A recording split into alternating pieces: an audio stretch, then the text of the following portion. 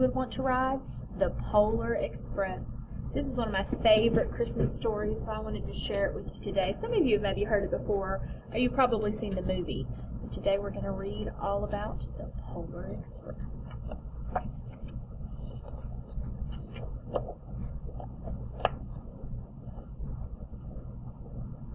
On Christmas Eve, many years ago, I lay quietly in my bed. I did not rustle the sheets. I breathed slowly and silently. I was listening for a sound a friend had told me I'd never hear, the ringing bells of Santa's sleigh. There is no Santa, my friend insisted, but I knew he was wrong.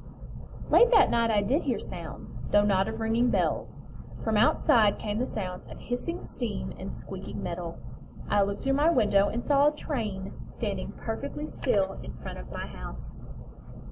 It was wrapped in an apron of steam. Snowflakes fell lightly around it. A conductor stood at the open door of one of the cars. He took a large pocket watch from his vest, then looked up at my window. I put on my slippers and robe and tiptoed downstairs. "All aboard!" the conductor cried out. I ran up to him. "Well," he said, "are you coming?" "Where?" I asked. "Why, to the North Pole, of course," was his answer. "This is the Polar Express." I took his hand, and he pulled me on board. The train was filled with other children, all in their pajamas. We sang Christmas carols and ate candy and drank hot chocolate as thick and rich as melted chocolate bars. Outside, the lights of town and villages flickered in the distance as the Polar Express roared north. Soon there were no more lights. We traveled through cold, dark forests where wolves roamed and rabbits hid from our train as it thundered through the wilderness. We climbed mountains so high it seemed we would scrape the moon, but the Polar Express never slowed down. Faster and faster we ran along, rolling over peaks and through valleys like a car on a roller coaster. The mountains turned into hills, and the hills to snow-covered plains. We crossed a desert of ice, the great polar ice caps. Lights appeared in the distance. They looked like the lights of a strange boat sailing on a frozen sea. "There," said the conductor, "is the Polar Express." Is the North Pole. The North Pole. It was a huge city standing alone at the top of the world, filled with factories where every Christmas toy was made. At first we saw no elves. "They are gathering at the center of the city," the conductor said. "That is where Santa will give the first gift of Christmas." "Who receives it?" we asked. And the conductor answered, "He will choose one of you." "Look," said the children, "the elves!" Outside we saw hundreds of elves, and as our train flew closer to the center of the North Pole, we slowed down, so crowded were the streets with Santa's helpers. When the Polar Express could go no further, we stopped, and the conductor led us outside. We pressed through the crowd to the edge of a large open circle. In front of us was Santa's sleigh. The reindeer were excited. They pranced and paced, ringing the silver sleigh bells that hung on their harnesses. It was a magical sound, like nothing I had ever heard. Across the circle the elves moved apart and Santa Claus appeared. The elves cheered wildly. He marched over to us and, pointing to me, said, "Let's have this fellow here." He jumped into his sleigh and the conductor handed me up.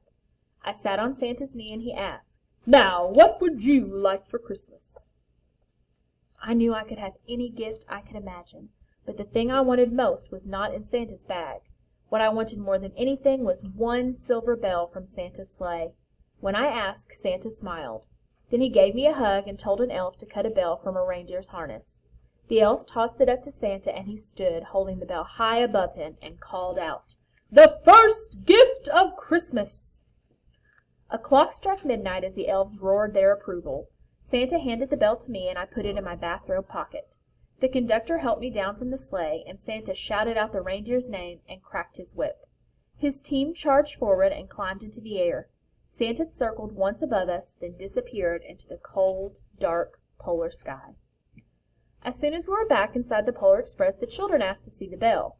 I reached into my pocket, but the only thing I felt was a hole. I had lost the bell from Santa Claus's sleigh. "Let's hurry outside and look for it," one of the children said. But the train gave a lurch and started moving. We were on our way home. It broke my heart to lose the bell. When the train reached my house, I sadly left the other children. I stood at the doorway and waved goodbye. The conductor said something from the moving train, but I couldn't hear him. "What?" I yelled. He cupped his hands around his mouth. "Merry Christmas!" he shouted. The Polar Express let out a loud blast from its whistle and sped away. On Christmas morning my little sister Sarah and I opened our presents. When it looked as if everything had been unwrapped, Sarah found one last small box behind the tree. It had my name on it, and inside was the silver bell. There was a note. Found this on the seat of my sleigh. Fix that hole in your pocket. Signed, Mr. C. I shook the bell, and it made the most beautiful sound my sister and I had ever heard. But my mother said, "Oh, that's too bad." "Yes," said my father, "it's broken." When I'd shaken the bell, my parents had not heard a sound. At one time most of my friends could hear the bell, but as years passed it fell silent for all of them. Even Sarah found one Christmas when she could no longer hear its sweet sound. Though I've grown old, the bell still rings for me, as it does for all who truly believe. All right, do you think you could hear the bells of Santa's sleigh? I hope so. I hope you all enjoyed that. I will talk to you later.